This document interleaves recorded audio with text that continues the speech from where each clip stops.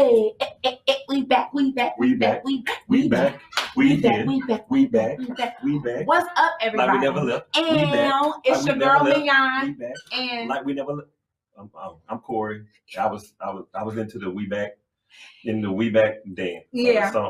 We're back with another episode of Tea and Worship. It's the tea, right? I ain't drinking that because I don't know who made it. But this is the tea, and we got the worship as well. We want to welcome you back. We're so glad to be back for officially the 5th season of Hope TV, but our actual 2nd season. So we're so glad that you joined us last week for the first episode of our new season. But also we're back because of you, because you've been watching us, because you've been liking, you've been sharing. But we want you to continue. So make sure you hit that like button right now. Make sure you subscribe, hit that bell so you can get the reminders. And make sure you share this. Share this with friends, families, co-workers, your aunties. Your cat. Who want them to watch you? Okay. Everybody. But make sure you share it because we want you to be watching this good show. We ain't seen you in a while. New hair, a new body, body. Yeah. Mion the Stallion. Minnie the Stallion. No, for real. But last week, our very own pastor released his album, God, period. Woo! And might I add, it is incredible. I mean, we went to the listening party, and listening parties, you're only supposed to play like snippets. But my God, they played the entire record. They had to because the people were like, it was so good. Can I hear more? Yeah, they just kept saying, play, keep playing. And I'm gonna be honest, Minnie. Normally you expect the album to be, 3-4 songs, maybe at best, that you're like, oh, those are really good. And I honestly thought they would play 1 or 2. And even though it's you, Pastor, and we love you or whatever, but I'm gonna be honest, I thought there would be like 1 or 2 songs that I was gonna be like, can you skip that? But no, every song I genuinely album love. Fillers. Yeah, exactly. It might have been 1, but I mean, even the album filler was good. Yeah. It was really very versatile. You gave us the pastor and then you gave us the artist, and it's just incredible. So if you do not have it, shame on you. Go get it. E. Dewey Smith. Go get God, period. All right. Go get it. Please go get it.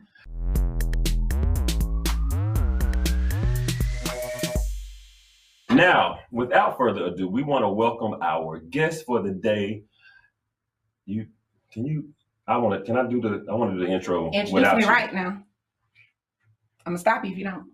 Can you just like I was saying, I want to introduce our guest for the day. No stranger to Tea and Worship.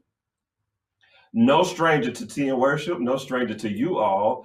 A singer, a songwriter, a producer. She does vocals. She got her own vocal company. She got all kinds of things going on. Has worked with pretty much some of everybody. Like if I named the whole list, we wouldn't have enough time in the show to name the whole list. She's a mother, she's a wife, and she's a great person and happens to be my co-host. I want to welcome our guest for today, nobody else but Mion Sarton. Give it to her. I want to see the clap. Hey, Corey. She's going to give me too much today, but we're going to try to pull this in. We're going to try to pull this whole thing. Now, we know that Mion is one of our hosts here at Tea and Worship, but we couldn't do this show without being able to interview the Mion Sarton. Now, she didn't want to do this. It was like pulling teeth because she don't like to talk about herself or talk herself up. She's one of those types. But we had to have her as a guest because she has done so much in the industry and she's continuing to do so much. And she's so talented and such a gift to the body of Christ and to the world. So we had to have her here as a guest. And you had no choice but to agree to it because no choice. I wasn't gonna let you do anything else. So now we have Mion. I am excited to have you here because I've actually known you probably know this, for about 8 years now. Literally 8 years. And I'm gonna tell you, the first time I met this lady, we worked together on the Bravo Nene Leakes wedding, or I guess it was like the remarriage to her and Greg. And shout out to rest in peace to Greg Leakes, and shout out to the family for the passing of Greg Leakes just recently. But we were able to work on that wedding series, and that's where I first met her. Now we didn't really have a lot of interaction because it was like 50, it was a lot. 50 people I think that sang at the wedding. But I did meet her, and I knew a little bit about her. I had heard of her, but really didn't have much interaction. Then fast forward to House of Hope.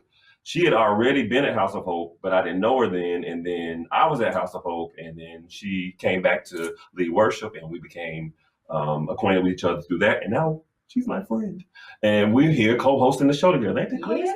Ain't that crazy how God works? So, Mion, do you remember anything about that wedding, that situation, that Bravo series? I do. I was excited. Who was it? The Seed? Was it the Seed Yeah, Choir? it was a Seed Choir. With Greg Kirkland. Yeah. He was actually the person that introduced me to House of Hope. Yeah.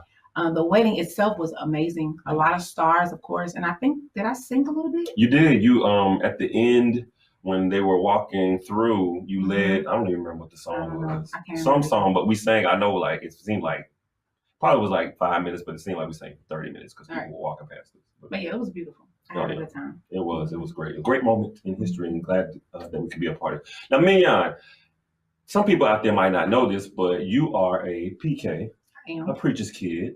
And we know that your dad is somebody that is world-renowned, Bishop Bolton. So can you tell us what it was like growing up in that type of household and having to sing pretty much every Sunday, I'm sure, every other day, I'm sure? Well, the life with the Bishop Bolton was a box. We couldn't do much of nothing. It was church, and they trained us to where church was like a vacation. Mm-hmm. So like during the summer times, we would be in different cities and different states, but not to vacate. It was to go to church. When like we was out, having a good old time, it was church. So my life was we couldn't play spades because that was like gambling. We couldn't listen to R&B, and it sounds harsh, but it really, really benefited me as an adult now. And I'm really grateful for the way that I was raised because now I know I balance things out better with my children. I do allow them to listen to certain things or do certain things that I couldn't do, but just make sure that that it's a good balance there, because there are some things now that I lack because I didn't have, some of those things, or I wasn't open to some of those things.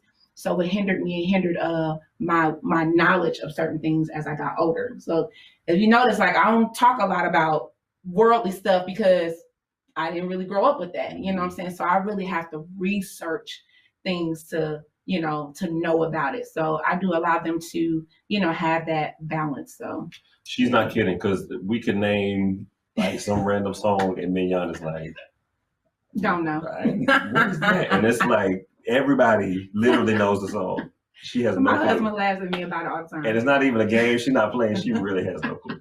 So Mion, growing up in that environment with, preachers for your parents, and then having to sing gospel all the time, was there ever, being as talented as you are, was there ever like an inkling where you were like, maybe I don't want to do this, maybe I want to sing something else, maybe you did want to do, some R&B or something different? I never really wanted to sing R&B. I didn't mind like doing studio. I didn't mind that, but actually traveling with the R&B artists or actually doing R&B music, that has never really been my interest. Now, R&B music, it interests me because I listen to background. So that it draws me to that, the music, and then the backgrounds and the colors that, that it creates together. It draws me in that way, but I've never really desired to be an R&B artist or anything like that. The only person that I really, really, really, really, really love is Brandy, and of course Beyonce, but Brandy is really that one because of the background vocals.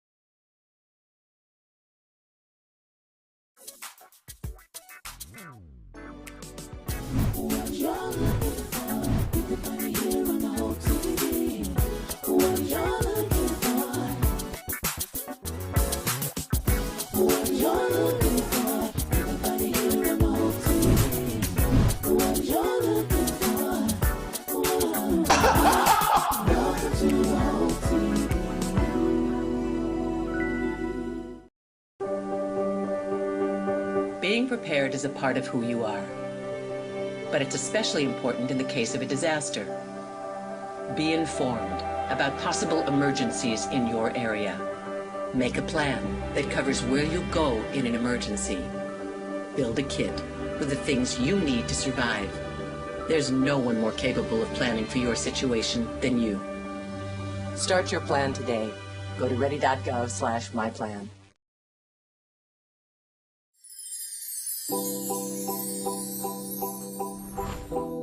Looking at those areas of how you became who you became, and then looking at what were all the influxes that interfered with all of the stuff.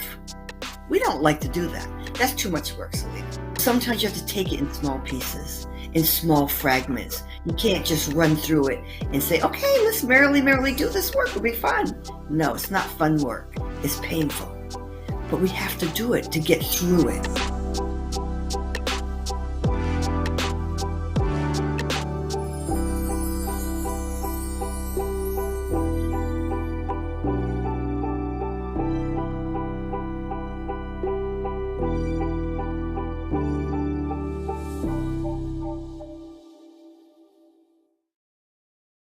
So, getting away from that, but, you grew up in that environment, and you also, of course, have sung with some, if y'all didn't know, she's sung with J.J. Harrison, James Fortune, she's worked with John P. Key, she's worked with Charles Jenkins. I could probably go, she worked with the Clarsons, she's worked with some of everybody. Is there anybody in particular that you worked with that, that was just that person that you were like, oh my God, that you were like almost floored yourself that you had the opportunity to work with them? Kimberley. Really? Yeah. And it's not even really just the working with her part, but the fact that after I did work with her, she called me back to come in the studio with her, in the booth with her, to help her, help vocal produce her. And I'm sitting there going like, what? You want me to help vocal produce you? Beginning and the end, Kimberley. Right.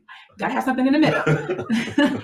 But yeah, that part right there floored me, because like you said, I never really boast, I'm not pushing myself up, or, I just never really seen myself like everybody else, saw me. It's now only really been since in my late 30s that I'm just now really embracing who I really am. Wow. So yeah, that's been like the most amazing moment of my career, was that moment when she called me. That little big thing, her calling me, wanted me to come in the booth with her.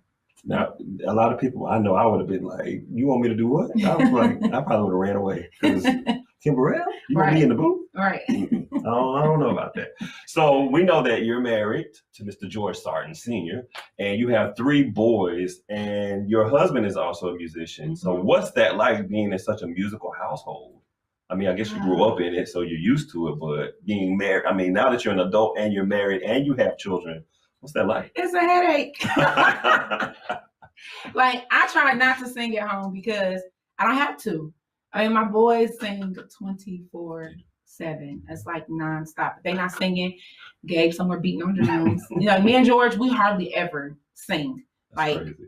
We don't sing. I can't even say hardly ever. We don't. Wow. We don't sing at home. It's not until we go to church, and then when the boys go to bed, and then we prepare for worship. Mm-hmm. But just sing around the house, the boys do it. So my house, literally, I don't have a living room. My living room is a stage. Yeah, it's a stage. They move my couches out the way. They find boxes, and they place the boxes down as speakers, monitors, and they use my socks for towels and sweating, and they use my vacuum cleaner for a mic stand. So everything in the house they use. I can't find my forks and spoons because those are the mics. So I just buy plasticware now. What? Yeah, because my silverware disappeared. Wow. Now, many of us know her as a worship leader, of course, and she's the director of worship and arts at the House of Hope Atlanta.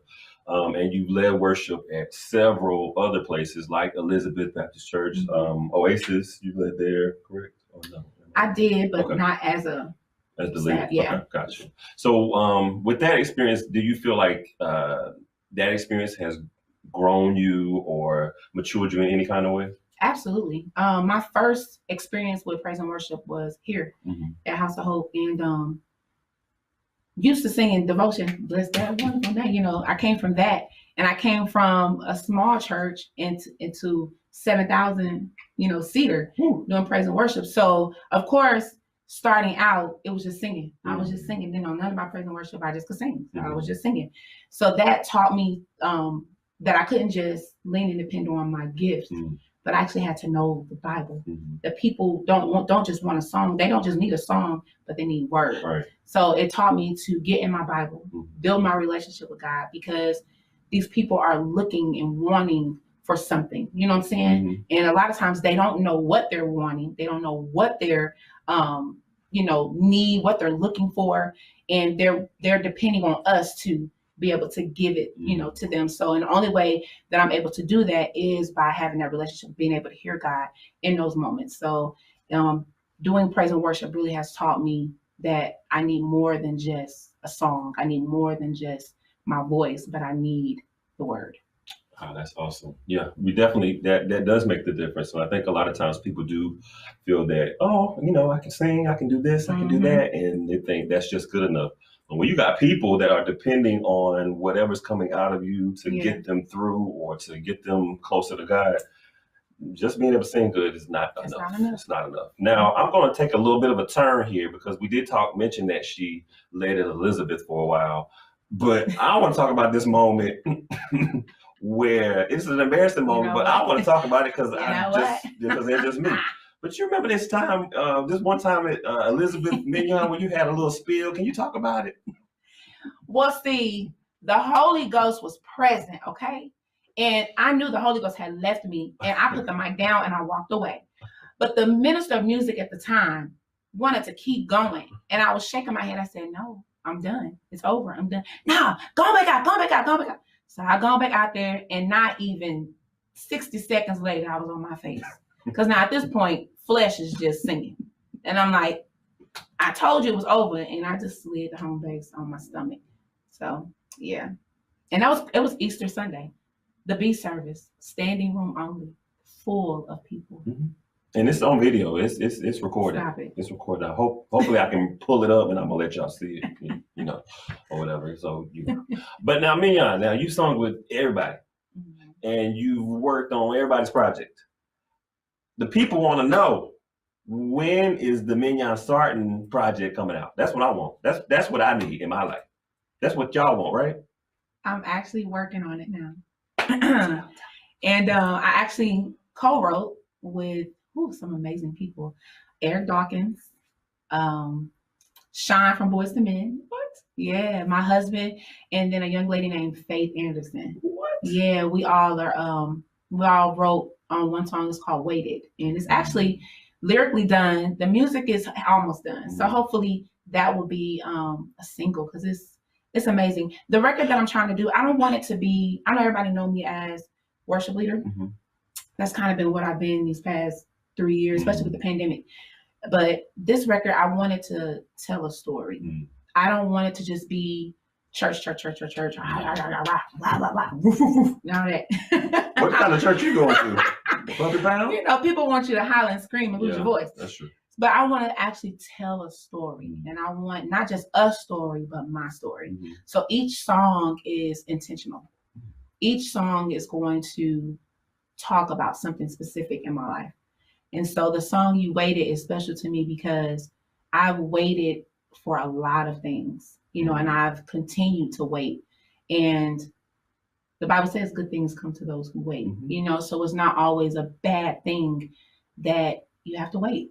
Just know in your wait that in due season, you shall reap. So while you're waiting, just continue to plant those good seeds. I know you can get frustrated and, want to give up. And I did that plenty of times, threw the towel in, plenty of times, said, forget it. This ain't for me. This ain't what God wants me to do. I'm just going to do praise and worship, be a mommy, be a wife, and that's it. Wow. But in due season, God will start bringing the people and the things that you need in order for the promise that he made to be revealed, to manifest. I remember a couple of years back, Pastor does that. Didn't I tell y'all it will be all right? And I think this might be the first time that I actually did. It'll be all right. The greatest part. And I remember saying something like, remember. God is saying, remember what I told you. Remember what I said.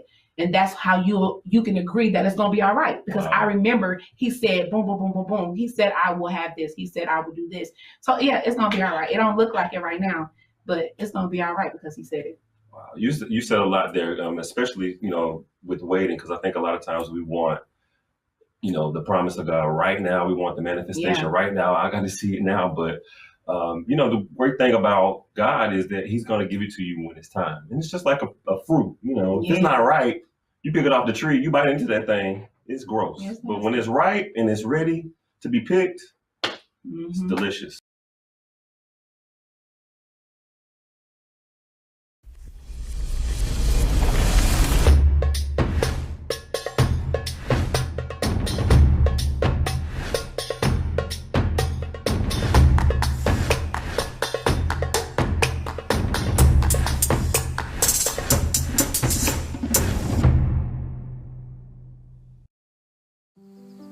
Hey, Dad.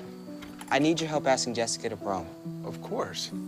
Love is like the ocean. You have to tread the Oh, waters. Dad, that's not the kind of help I needed.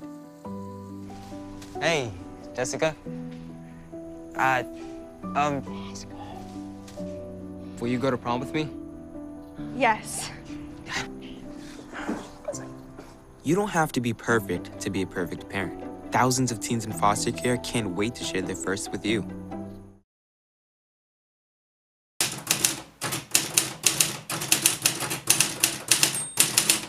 Have you seen more people now trying to do wills and estates planning now that we've gone through, are still going through the COVID-19 phase of our lives?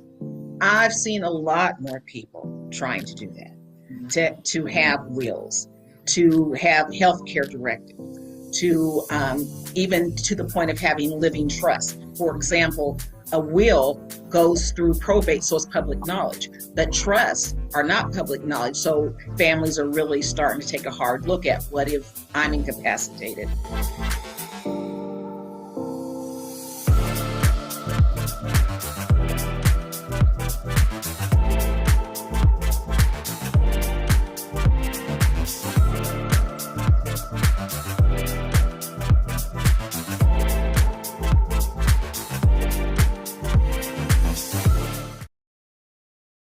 I want to know about your company, your business, Embellished Sounds. Tell the people about Embellished Sounds, please. Yes, Embellished Sounds is my heart. It's my baby. It's literally everything that I needed, in the start of my career.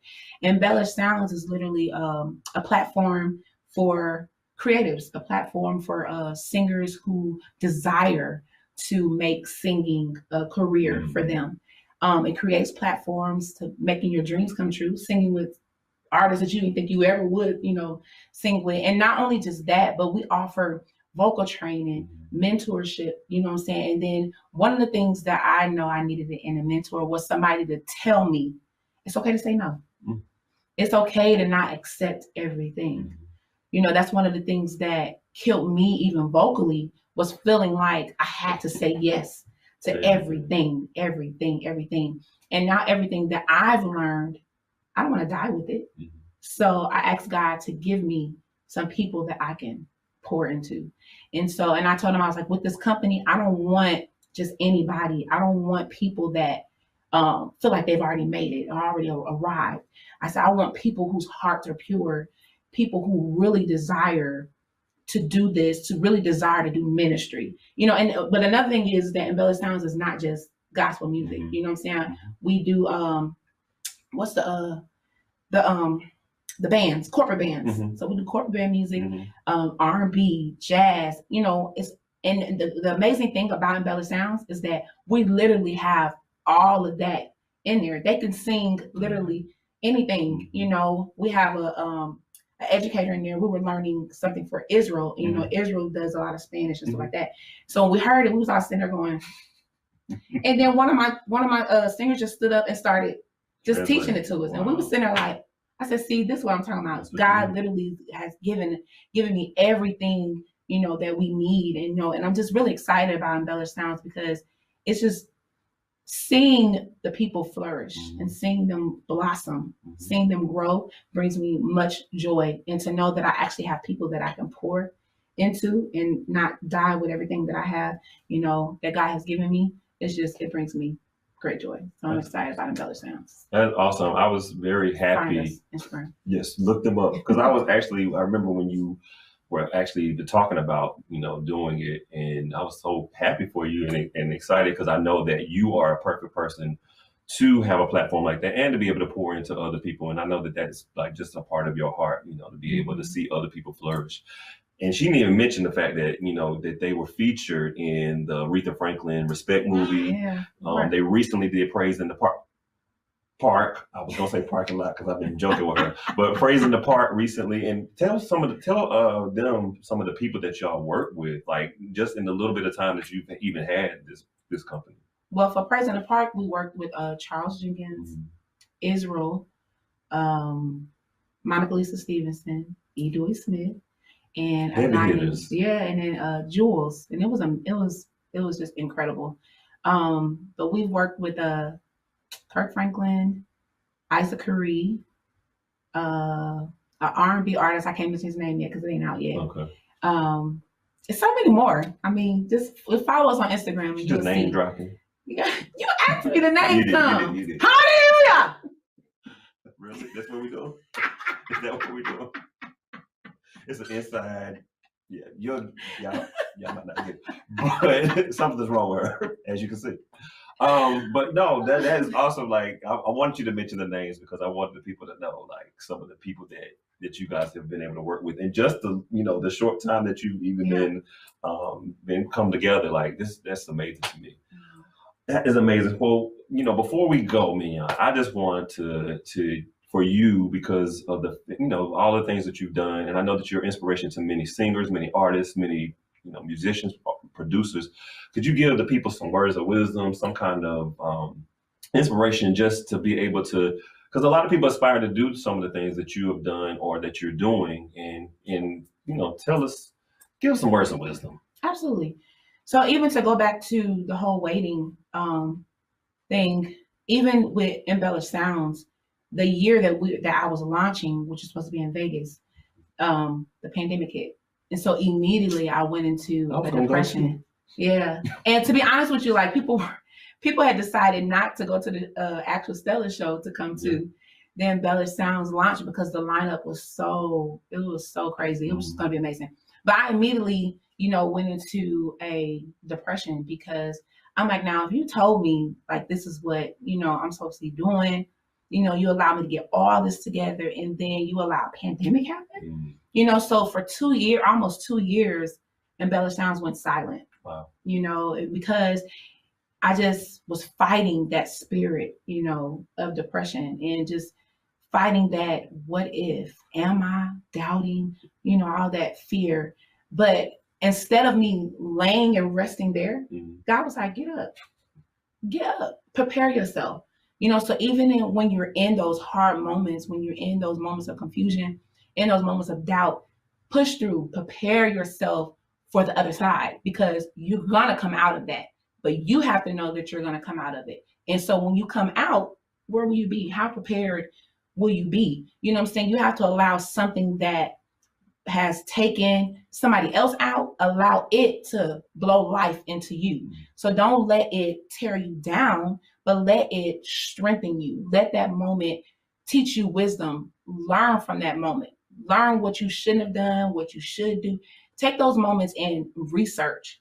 Because that was one of the things that I did. Instead of laying in the mess, laying in my tears, laying in doubt, I started doing research. I started going, well, what do my team need? You know what I'm saying? So when we do come back together, what can I present to them? What can I do for them in this pandemic?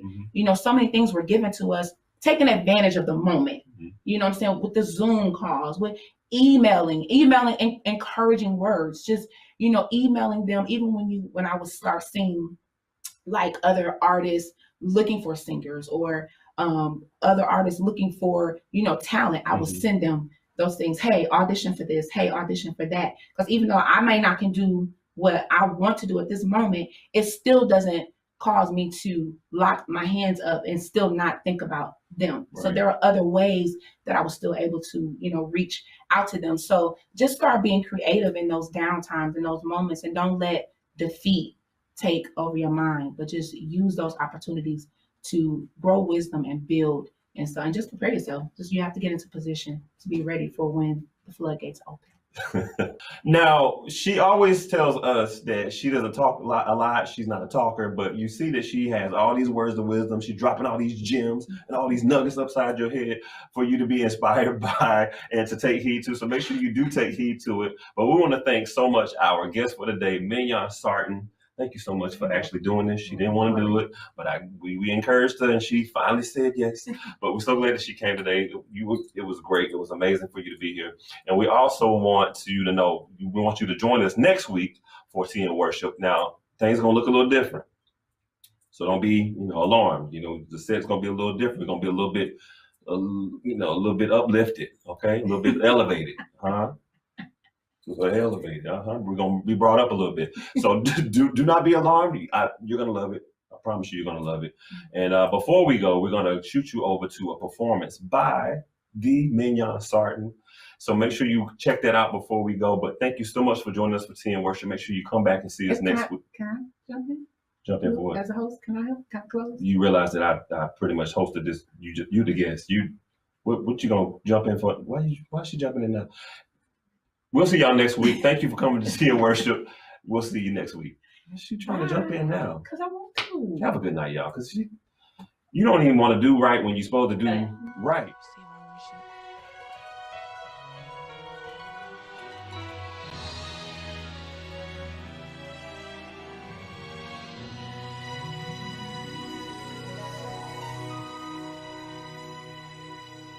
Lord, you are good.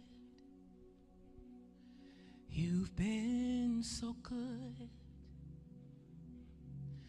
Lord, you are good.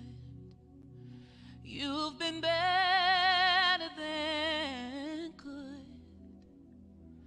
I can't praise you enough. See, I owe you my life. I can't praise you enough. Even if I try, 'cause, oh Lord, you've been so good. You've been amazing. Oh Lord, you've been so good to me.